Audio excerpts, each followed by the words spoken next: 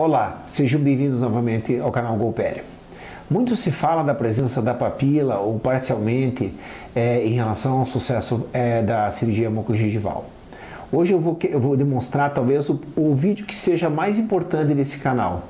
É de como você fazer um planejamento em que não é só a papila que faz com que você faça um planejamento final da sua cirurgia mucogengival.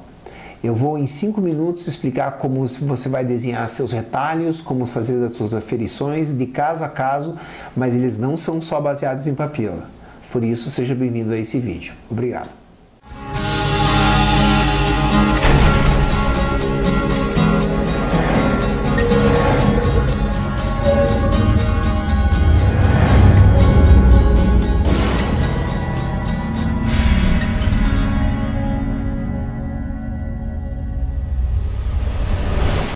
Então vamos direto para o assunto do que é uma papila ideal sem tomar muito tempo. Eu já expliquei nos meus vídeos que uma papila ideal, ela tem que ter no mínimo 3 milímetros de base, tá? Para que ela tenha, segundo critério, uma área grande de depitelização para você fazer um retalho, certo? E ela tem que estar vestibularizada em relação à recessão. Esses são os 3 critérios para uma papila boa.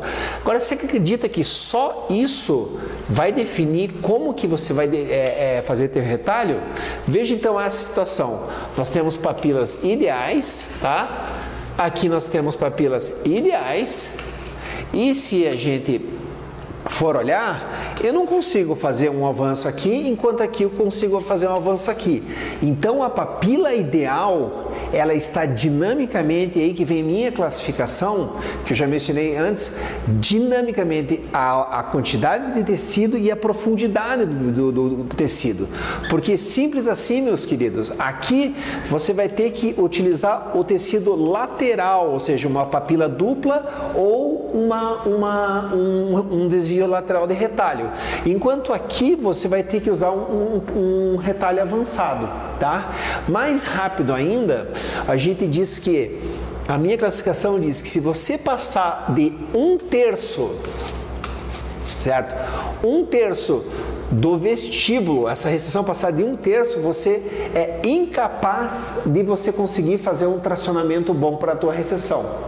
Então você mede teu vestíbulo, passou de 1/3, esqueça CAF, esqueça flapless, só em alguns casos você vai poder fazer isso, tá? Aí você vai ter que passar para tecidos laterais, tá? Mas nós vamos chegar lá. Olha só, aqui nós temos 2 condições que são com papilas ideais e sem papilas ideais. E você veja que se eu tentar fazer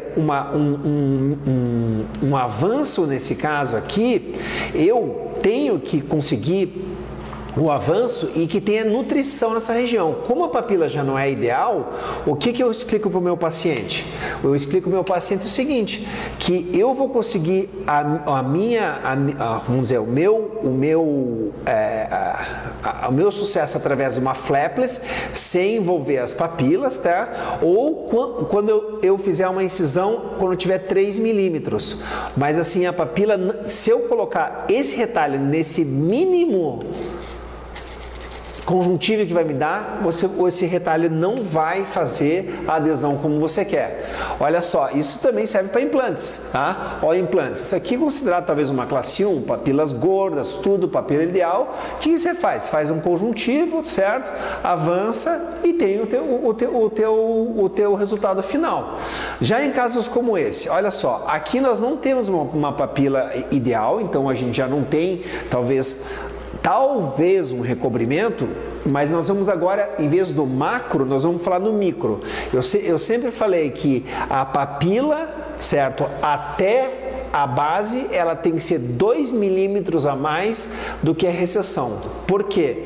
Porque a tua incisão vai iniciar no tamanho da incisão, vamos dizer que aqui tem 4, ela vai ter que iniciar a 6, porque E aqui na região horizontal tem que ter 3 milímetros, porque assim você vai avançar 6 e você vai ter um avanço coronário de retalho, não vai ter uma reposição. Nesse caso aqui não é possível fazer, porque você tem que ter esses 6 milímetros, certo? Só que você só pode fazer a incisão enquanto ela tiver 3 milímetros de largura, que vai ser mais ou menos aqui.